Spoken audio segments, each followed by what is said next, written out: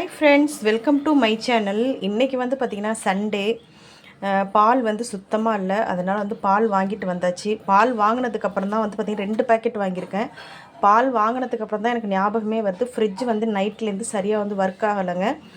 ஃப்ரிட்ஜில் வந்து ஒரு 20 பரோட்டா மாதிரி வச்சுருக்கேன். அது என்ன ஆக போகுதுன்னு தெரியல. நாங்கள் ஹோட்டல் பிஸ்னஸ் பண்ணுறோங்க. எங்களுக்கு வந்து ஃப்ரிட்ஜு வந்து ரொம்ப இம்பார்ட்டண்ட்டான ஒரு விஷயம். ஃப்ரிட்ஜு வந்து ரிப்பேர் பண்ணணும் அப்படின்னாக்கா எவ்வளோ ஆகும்னு எனக்கு தெரியாது. ஏன்னா எந்த பொருள் வந்து நம்ம ரிப்பேர் பண்ணணும் அப்படின்னாலே, எலக்ட்ரானிக்கல்ஸ் பொருட்கள் எது ரிப்பேர் பண்ணாலுமே 3000 4000 அப்படி தான் கேட்குறாங்க. பயமாக இருக்குது. அது யாரை கூப்பிட்றதுன்னு எனக்கு தெரில. அதுக்கப்புறமா வந்து பார்த்திங்கன்னா சின்ன வெங்காயம் வாங்கி வச்சுருக்கேன்.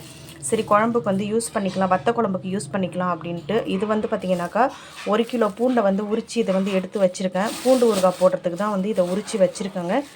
பாருங்கள் எவ்வளோ சூப்பராக இருக்குது. இது உரிக்கிறதுக்காட்டி போதும்னு ஆயிடுச்சு. இதை வந்து உரித்து வச்சுருக்கேன். பூண்டு ஊறுகாய் போட்டுட்டு நான் வந்து காட்டுறேன். ஒரு கஸ்டமர் வந்து பூண்டு ஊறுகாய் வந்து கேட்டிருக்காங்க நம்மள்ட்ட. போட்டுட்டு நான் காட்டுறேன்.